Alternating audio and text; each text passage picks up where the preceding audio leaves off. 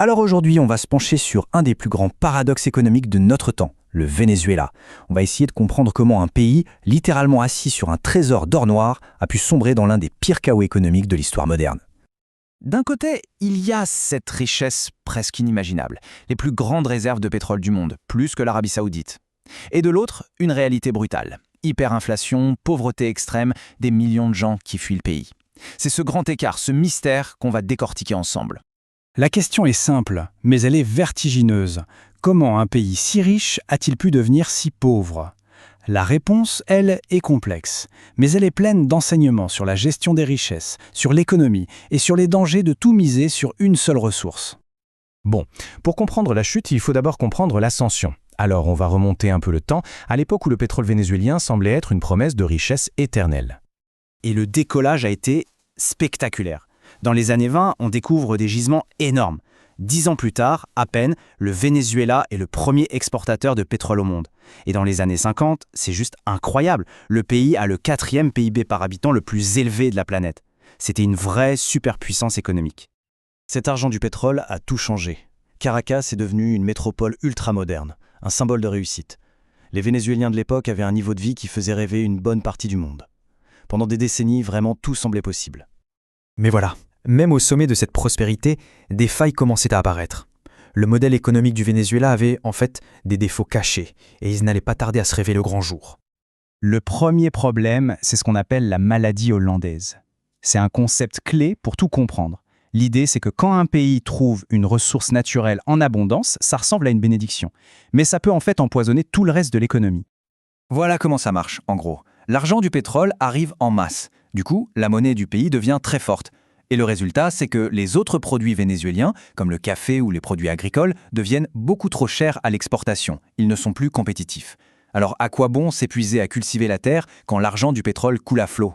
L'agriculture s'est effondrée, l'industrie n'a pas pu se développer et le pays est devenu accro à une seule chose, son pétrole.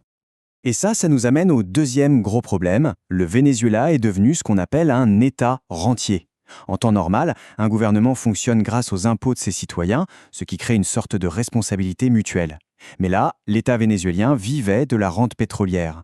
Les gouvernements n'avaient plus vraiment besoin de développer l'économie, il suffisait de distribuer une partie de l'argent du pétrole pour acheter la paix sociale et le soutien populaire. Et c'est dans ce contexte qu'arrive Hugo Chavez en 1999. À ce moment-là, les prix du pétrole s'envolent, ce qui lui donne des moyens financiers colossaux. Mais au lieu d'utiliser cet argent pour guérir le pays de sa dépendance, il va faire l'inverse. Il va en quelque sorte doubler la mise. D'un côté, Chavez lance les Misiones, d'immenses programmes sociaux qui ont aidé des millions de pauvres avec de la nourriture, des soins, ce qui l'a rendu extrêmement populaire, il faut le dire. Mais de l'autre, il nationalise des pans entiers de l'économie, il impose des contrôles de prix qui tuent la production locale et surtout, il prend le contrôle de la compagnie pétrolière nationale, PDVSA, en remplaçant les experts par des gens loyaux au régime. Et là, on a un signal d'alarme qui aurait dû faire hurler tout le monde. Alors que les prix du pétrole étaient au plus haut, la production vénézuélienne, elle, commençait à baisser.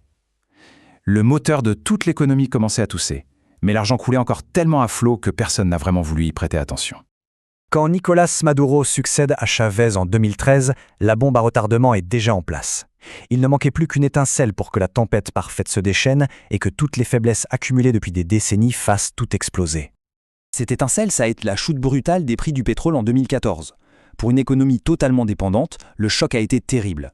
Et face à ça, le gouvernement a fait le pire choix possible. Il s'est mis à imprimer des billets, encore et encore. C'était la voie royale vers le désastre de l'hyperinflation. Il faut bien se rendre compte de l'échelle de la catastrophe. L'économie s'est contractée de plus de 75%. C'est un effondrement d'une violence inouïe, pire encore que la Grande Dépression des années 30 aux États-Unis. Et bien sûr, derrière ces chiffres, il y a le coût humain qui est absolument terrible.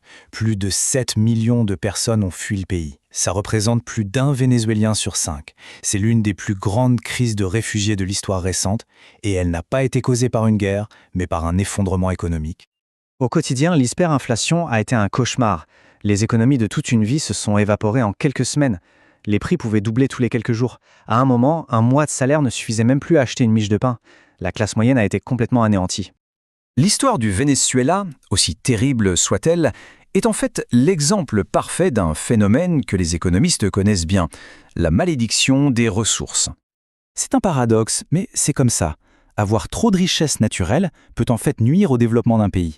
Ça encourage la facilité, ça concentre le pouvoir et la corruption, et ça rend l'économie terriblement vulnérable. Mais attention, cette malédiction n'est pas une fatalité. Il suffit de regarder la Norvège. Eux aussi ont trouvé d'énormes réserves de pétrole, mais ils ont fait des choix radicalement différents.